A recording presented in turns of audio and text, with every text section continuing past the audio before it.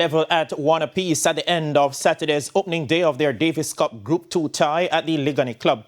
In the first encounter of only 2 singles on the day, Roland Randy Phillips fell to Uruguay's #1 Franco Roncadelli. After being dominated 6-3 in the opening set, Phillips battled back in the second but fell just short, losing the tiebreaker 6-2.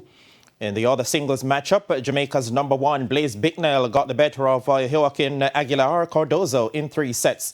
After taking the first set with relative ease and losing the second, Bicknell held his nerve in the third set and to take the contest to 6-3, 3-6, 7-6. Sunday's competition will feature doubles and reverse singles, with the day's action serving off at 11 a.m.